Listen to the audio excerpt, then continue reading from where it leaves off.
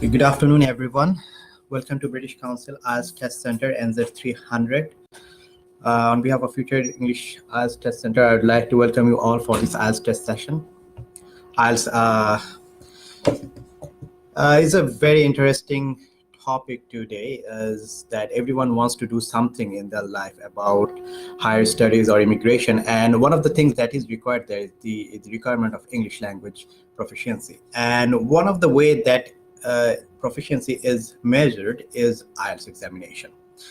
Now, a lot of people wants to take the IELTS examination, but they have some issues. Sometimes they don't understand what is exam.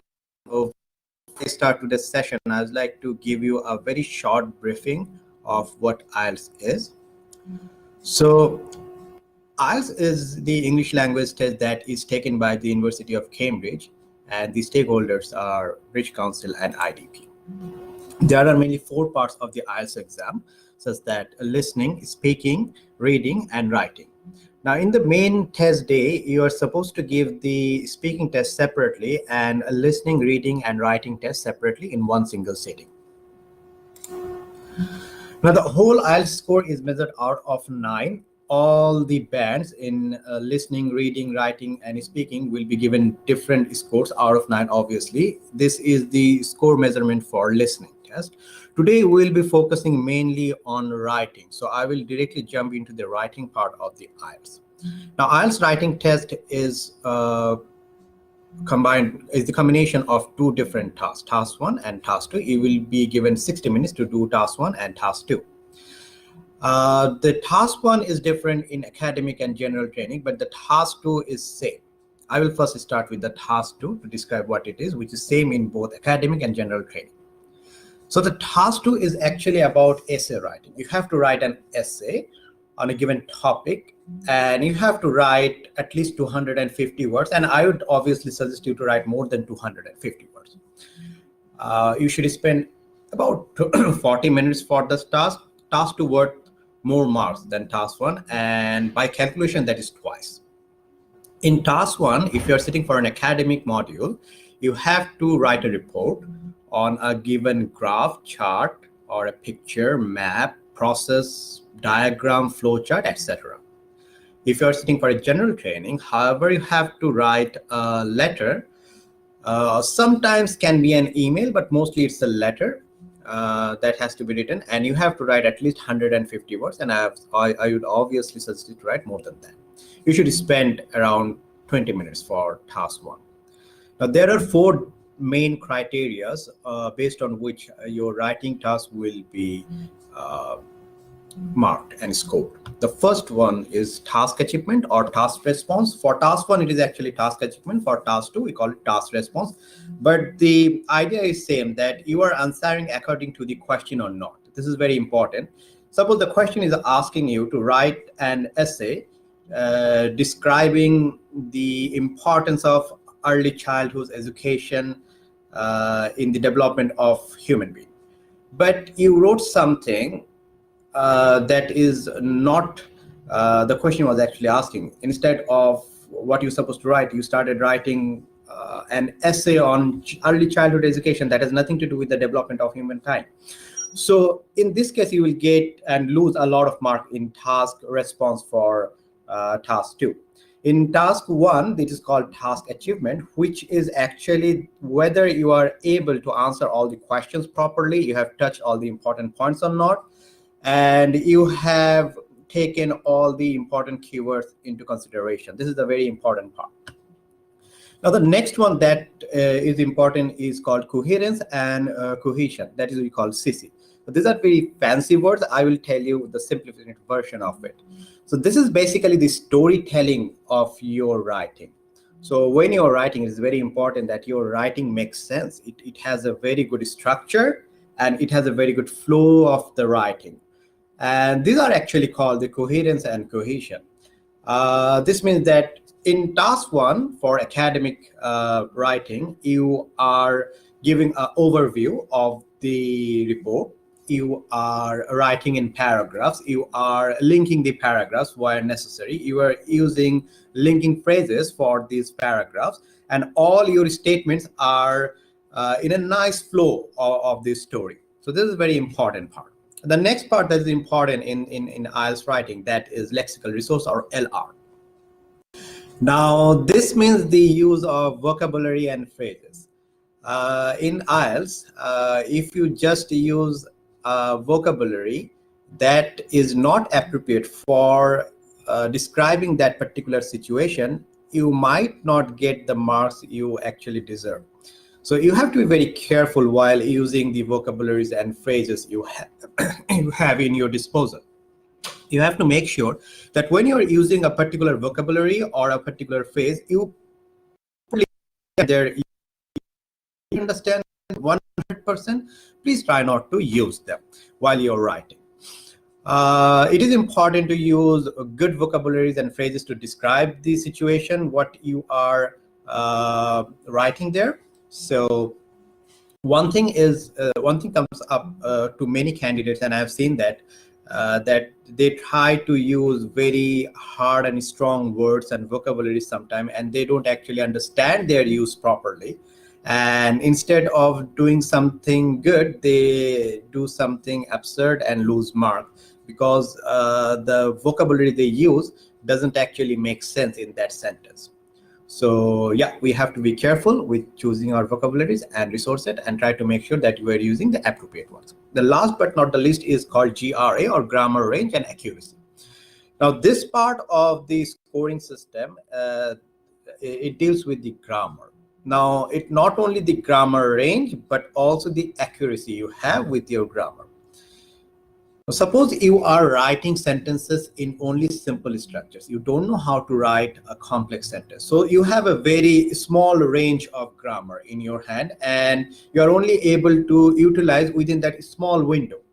Now, if you want to increase your window, you need to start using more grammar. Suppose you have to start using more complex sentences, complex compound sentences. And you have to do that accurately. As long as you are doing that, you will get good marks in your grammar range and accuracy. So in the examination on the test day, you have to make sure that you are using different sentence structures with a lot of variety in it, and you are doing that correctly.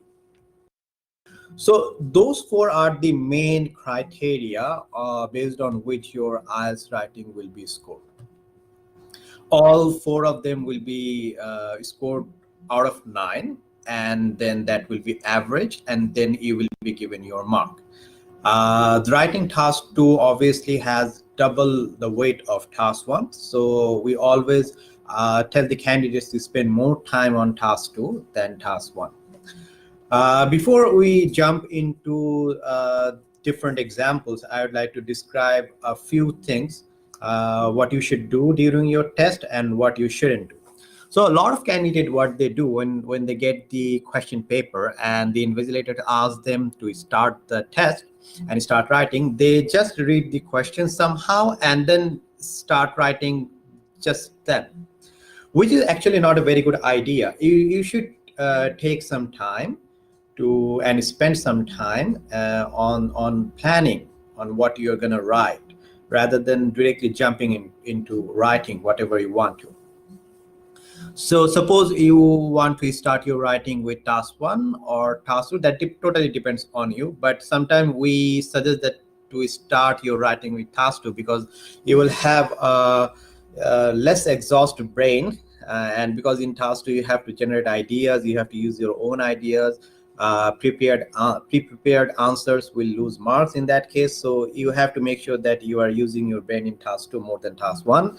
So in that part, we sometimes suggest to start with task 2, but it is your personal preference at the end of the day whether you want to start with task 1 or task 2. So suppose you want to start with task 2 and you read the question very properly, then you mark and underline the keywords in the question. Once that is done, then you should go for planning. Now, you have to make sure that you are writing in paragraphs. Writing in bullet points or just simple point out or in a table will lose marks. So you have to make sure that you are writing it in an essay, and obviously an essay has multiple paragraphs in it. The basic structure of a task 2 writing consists an introduction, a few body paragraphs, and a conclusion. You have to make sure that you write a conclusion in your task 2 writing part. So when you start plan how many paragraphs you want to write. First, that is the first thing you need to decide, that okay, I need to write 4 paragraphs. First one will be the introduction. The second and third one will be the body, where I will give the examples and explain my idea. And the last one would be my conclusion. Sometimes you can increase the number of body paragraphs to 3 or 4, but I would suggest to stay with 2 or 3 body paragraphs so that your total number of paragraphs will be 4 or 5. That depends on the context, obviously. Now, first you decide that what you're going to write in your introduction. So obviously you have to make sure, according to the question, that whether I want to agree or disagree with the topic, whether I want to give my opinion, what opinion I would like to give in my task 2, or what kind of ideas I would like to generate. You bullet point and make sure that you write that on the question booklet. You are allowed to write on your question booklets. Your question booklets will never be evaluated. So you write everything and plan everything out, sketch out your roadmap, and write down everything, every bullet points, every important key features in the question, keywords there were there. Try to explain them, try to give your own ideas in that, and make a plan. It shouldn't take you more than 5 to 7 minutes to do that. Once you're done with that, then you start to write in for your task 2. One thing that is important, and sometimes candidates make mistake, is that you have separate question answer script for your task 1 and task 2. So you have to make sure that you're writing on the correct question answer script, task 1 or task 2. And the task 1 answer script has a red outline, and it is written task 1 all over it, and task 2 has a black outline. You make sure you're writing your answers of task 1 in task 1 answer sheet, and task 2 and task 2 answer sheet. While writing, because you have already planned everything, now it should be very easy for you. What you should do is just to follow the plan and write the answers one by one, writing one by one. Things that you need to take care here are that you need to make sure that you are using appropriate phrases and vocabularies, and also you are using a different and variety of grammar, the variety of sentence structure that you have in your disposal, and you are doing that accurately as much as you can. So these are very important parts. And also you have to make sure that you are writing more than 250 words. So if someone asks me that what is the limit of words you can write, so actually there is no limit. You can write, there is limit on time, however, but not on the number of words. So only thing you have to make sure that you have to finish both task 1 and task 2 within 1 hour. So it's also not bounded that only 40 minutes are given for your task 2 and 20 minutes for your task 1. You can spend 35 minutes on your task 2 and maybe 25 minutes on your task 1, or 45 minutes on your task 2 and 15 minutes on your task 1. That totally depends on your need. However, just make sure that you are writing more than 250 words in task 2 and more than 150 words in task 1. A good task 2 usually have around 300 words in it. How do we define a word? Anything that is between 2 spaces will be considered as a word, regardless it being a numerical number or a name or a country, an article, preposition, adjective, noun, pronoun. Everything will be considered as a word as long as it is being confined between 2 spaces.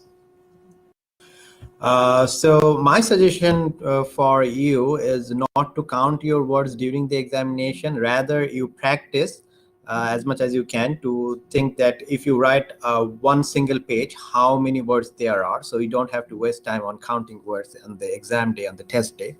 So all you just do is write, and when you write like one full page, you already have an idea that in one full page there are a certain amount of words, and you don't have to repeat counting them again. I would like to start talking about task 1 right now. So before I do, I'd like to show you a question.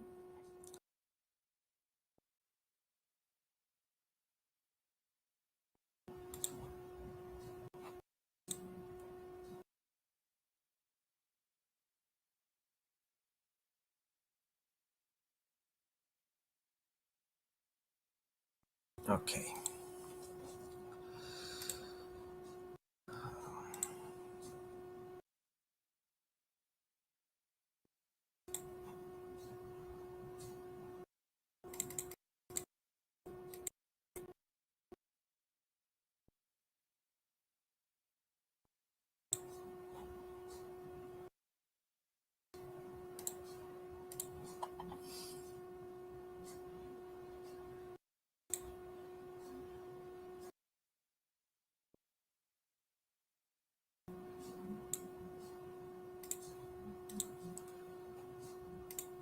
Fine. So here you are seeing a question from IELTS Academic Writing Task 1. The question here is asking to describe the line graph. And as you can see here, the question is saying you should spend about 20 minutes on this task. The graph below gives information about the changes in birth and death rates in New Zealand between 1901 and 2101. Then you can see there are two line graphs which is going up and down. One is in black, that is for birth rate. One is in gray, that is for death rate. And the year is in the x-axis. And this is the x-axis, and the birth and date rate on the y-axis in thousands values. So you have to summarize the information by selecting and reporting the main features and make a comparison where relevant. Use at least 150 words. So this is a pretty typical IELTS Task 1 academic question. And what most of the candidates sometimes do when they're starting Task 2, rather than planning and pointing out the features at the beginning, they rather jump into writing, and then they start thinking at what are the important features given in this graph. I'd suggest you otherwise. You should first make plan. You should first point out which are the important features in this graph, and then you make a plan, make important points. Okay, these are the important points that I want to discuss in my answer, and then you start writing. So let's jump into it. Suppose if we have this question, what we should do? We should first go for the planning of this thing. So okay,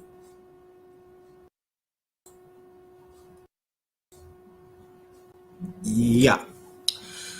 So I have already made some points here which are important. So first, let's begin with this is the highest peak of the birth rate. As you can see, that's the highest peak. So it peaks at almost around 66,000 level. You don't have to be 100% accurate. As long as you are close enough, that should be okay.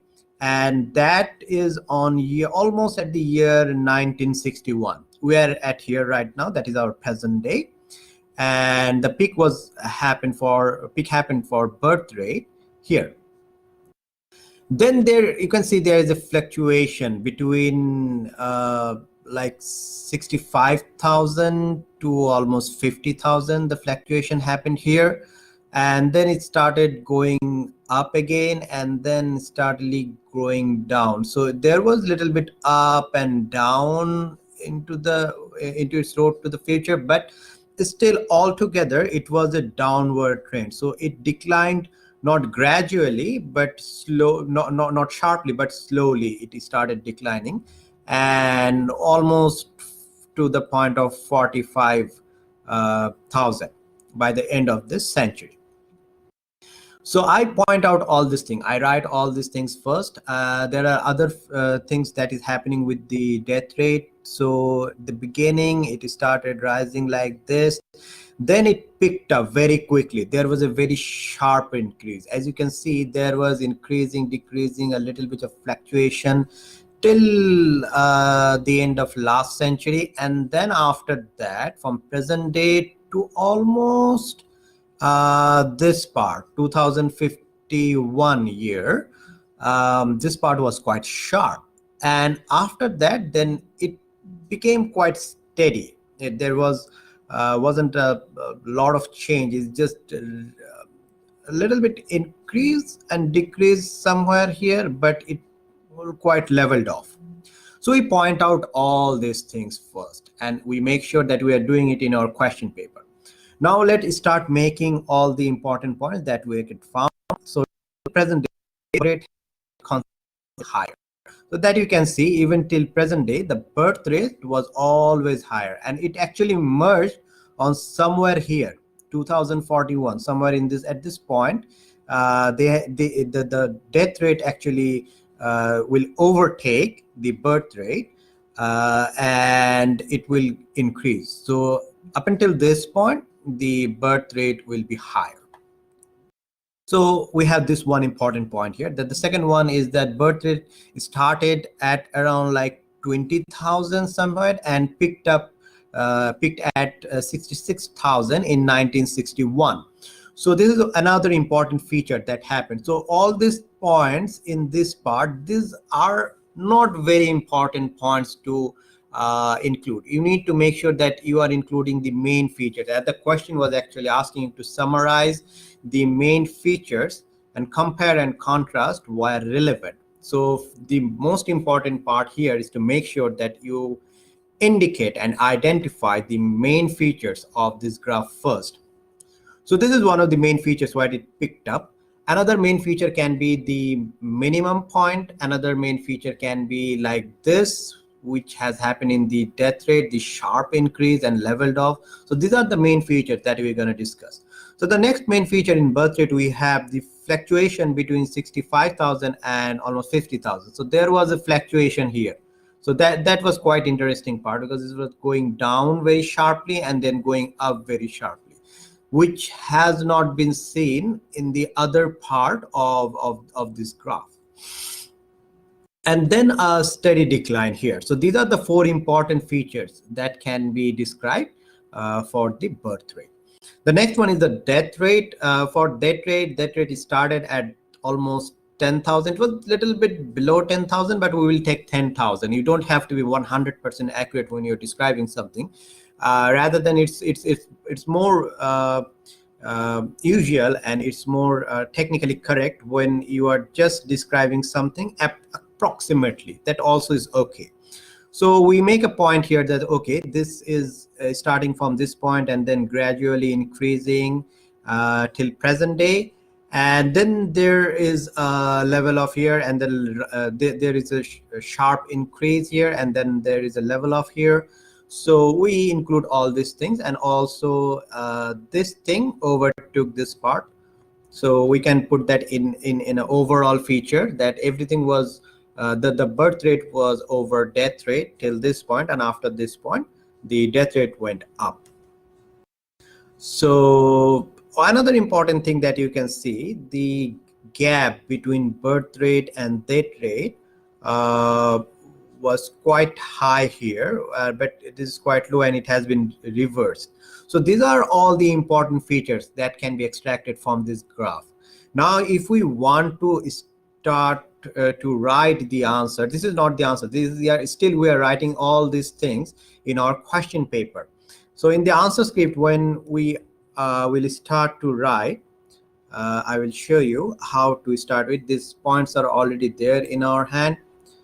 So now we will start writing the answer. So the first line of the answer can be extracted from the question itself. So we paraphrase that question, we never copy the question.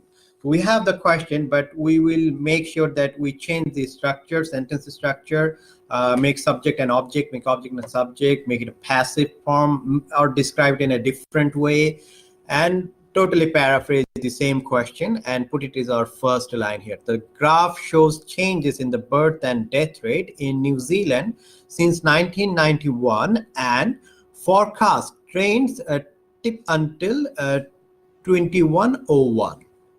So that is exactly the question we had in our hand, but we paraphrase the question here now. Now, the first paragraph we're going to write will be about the birth rate, and the second paragraph we will write will be on death rate. And then we will write a paragraph on the overall trend of the thing. Now, there is a confusion and a debate sometimes that whether to write the overall part, which is a very important part of the task 1 academic when you are describing a graph or a picture or a map. You have to write the overall picture of it. So there are two ways of placing this overall paragraph. Either you can write it here at the end, or you can write it right after your first introduction paragraph. So in between this line. So both are correct, to be honest. I personally like to put it on the second one. I just want to show it that you can write it at the end and still be okay with it. So if you want that, no, I want to write this paragraph here, it's still okay. So let's go with the first paragraph on death rate. So we start something like this. Between 1901 and the present day, the birth rate has been consistently higher than the death rate. So that was actually the first point we made from the graph, and we pointed all those things. So this is one way to describe it. Then we can write, it stood at 20,000 at the start, as you can remember, of the period, and increased to a peak of 60,000 in 1961. So that was the second important feature that we extracted from that graph. So we write this line. So as you can see that we are not looking at that graph anymore. We have already planned everything, what you're going to write, what are the important features. Now we are just making a good sentence with good phrases. That's all. So since, let's keep reading. Since then, the rate has fluctuated between 65 and 50,000. And it is expected to decline slowly to around 45,000 births by the end of this century. We could have made two separate sentences, two separate simple sentences here, but because we want to show the examiner that we know different grammar structures and we are able to make complex sentences very easily, we will make these two simple sentences into a one big complex sentence. And we start with, since the rate has fluctuated between 45 and 50,000, and it is expected to decline slowly around 45,000 births by the end of the century. So this is almost everything about the birth rate paragraph. Then we will go for the death rate paragraph, and the very interesting and a very good way to start with the in contrast. That means something that is happening here, something opposite has happened here. So we can start the paragraph like this: in contrast. We have to make sure that our coherence is good while we are writing, so this kind of linking phrases will help us a lot. So in contrast, the death rate started below 10,000. So as you can remember, we have pointed out that when it started, why it has started, and it then increased steadily until present time. So we include that part. Then this increase is expected to be more rapid between 2021 and 2051, as you have seen there, when the rate will probably level off at around 60,000, before dropping slightly in 2101. So you can see these are three simple sentences. The increase is expected to be more rapid between 2021 and 2051.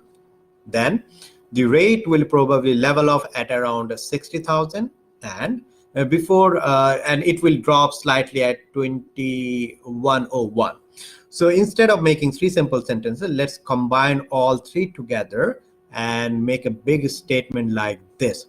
This shows the candidate are able to express themselves with complex compound sentences, with links there to make very nice big sentence with proper accuracy, and this increases your band score quite a lot. In task one, it is very important that we describe the overall feature of the graph or chart or map, table, whatever there is. So in overall, we can write that these opposing trends mean that the death rate will probably overtake the birth rate in around 2041, as you have seen in the graph, and the range and the large gap between the two levels will be reversed in the later part of the century. So we have pointed out that while we are planning for the graph, and now we have written it. I will mention it again, that if you want, you can make this overall paragraph your second paragraph, and then two body paragraphs if you want. But if you want, you can keep it down like that. That totally depends on the context and your idea of writing. But what is important here is to make sure that you are making plans before you write. Now, few important parts, few important things about the writing task is that sometimes our handwriting is not very good, so you have to make sure that your writing is readable.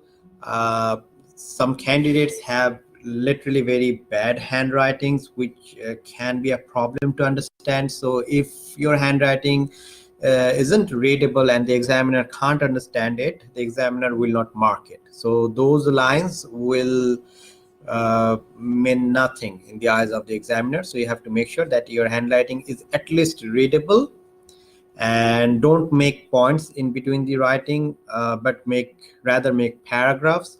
It's very important you don't write in a single paragraph, but write in multiple paragraphs. But do not increase the number of paragraphs too much.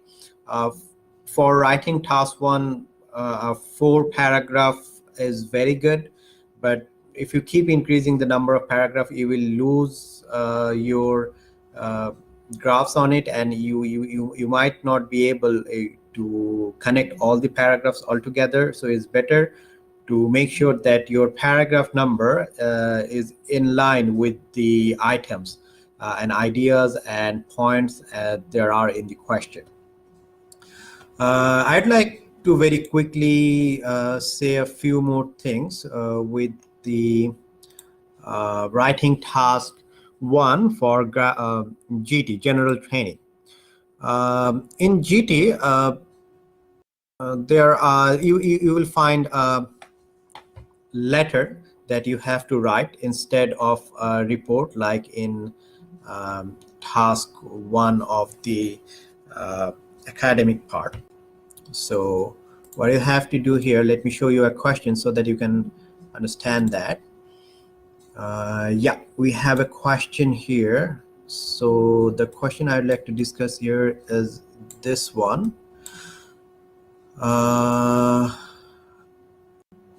Okay, so in the left part of the general training, you might be asked to write a formal letter or an informal letter or a semi-formal letter. Now the question will never tell you which type of letter it is.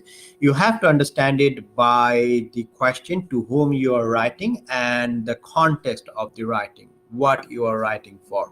Based on that, you have to determine the tone of your writing, the phrases you will choose, the way you will start the letter, the way you will end it.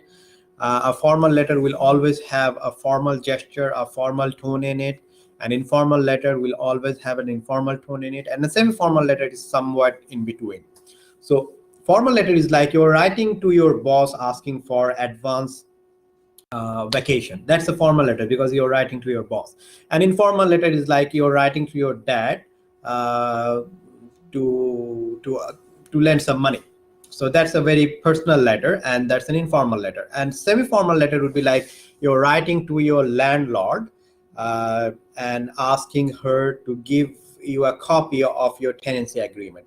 Now, although the tenancy agreement and documents, these are formal things, official things, but your landlord, you're writing to your landlord, which is not a very formal meaning. That can be a semi-formal part. Sometimes like you're writing to your neighbor to ask them not to make noise after 10 p.m. at night. So that's a semi-formal range there.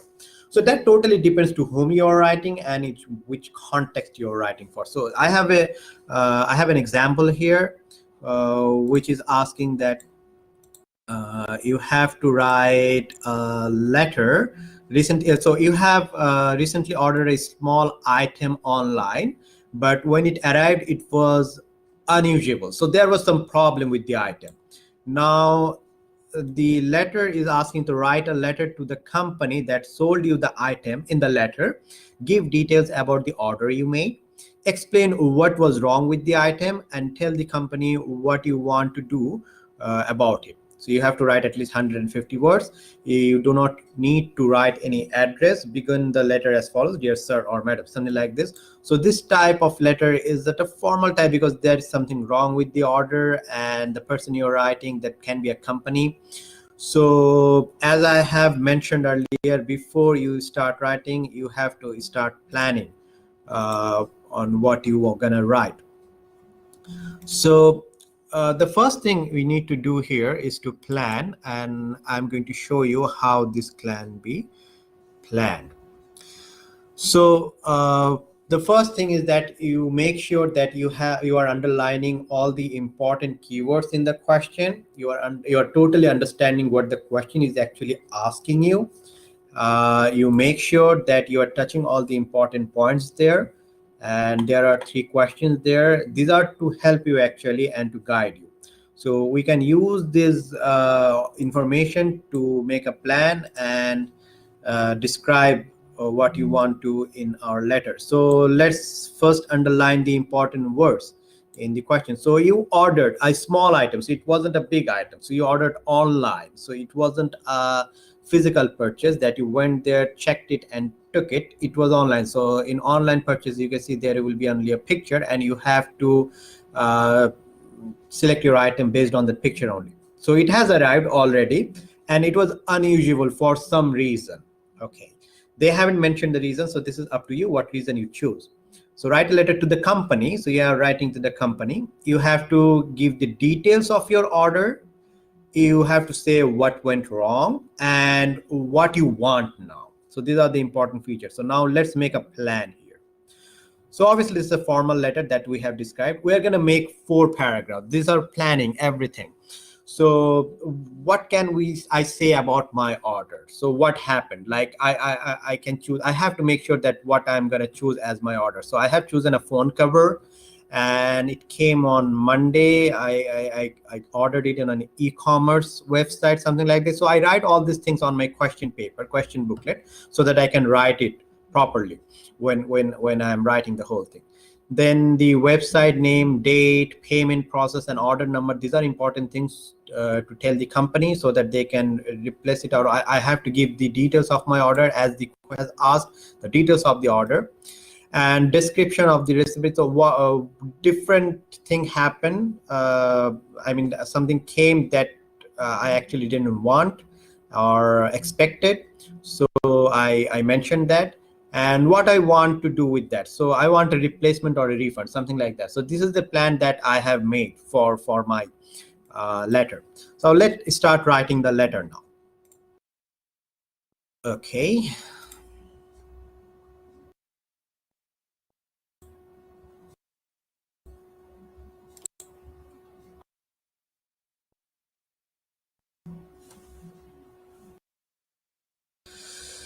Now, let's start the letter with dear sir or madam. So last Monday, I ordered a cover for my HTC phone from your e-commerce website. I was excited that it arrived, but very disappointed to find out that the product was not as promised and totally unusable. I am hoping you will replace it. So I'm very clear here what happened and what I want. I described everything here. Now I want to give the explanation and everything here in this last 3 paragraphs. The first one will be used to describe my order. in relation to the specifics of the order, I purchased this leather cover through your website called Electric Gadgets on November 8th using my PayPal account. So when we are describing some order, you have to make sure that from where you actually purchase it and the process of purchasing. And one of the important thing is that the order number. So we just mention an order number, we make it up. And I'm attaching a copy of my receipt with this letter, which is also important to verify that you are telling the truth. So these are very practical scenario that can happen.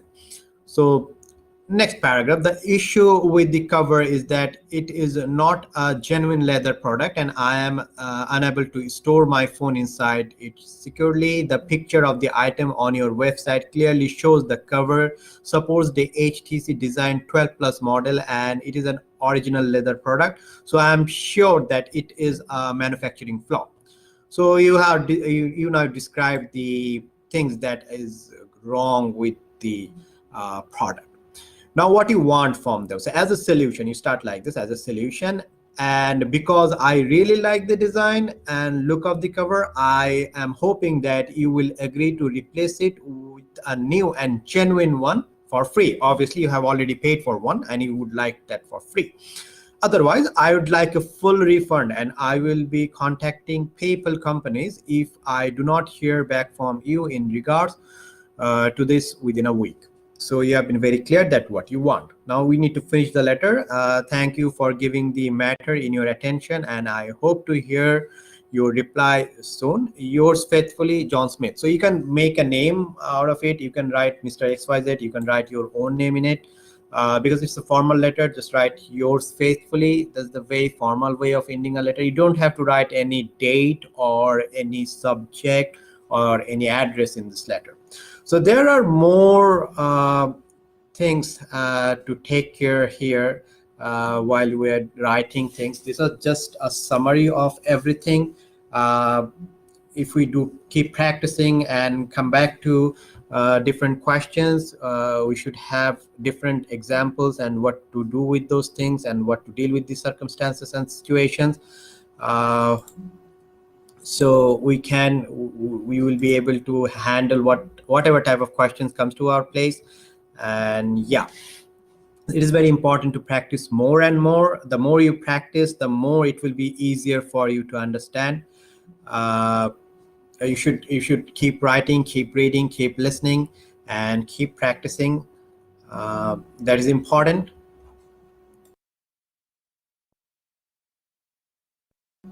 Yeah.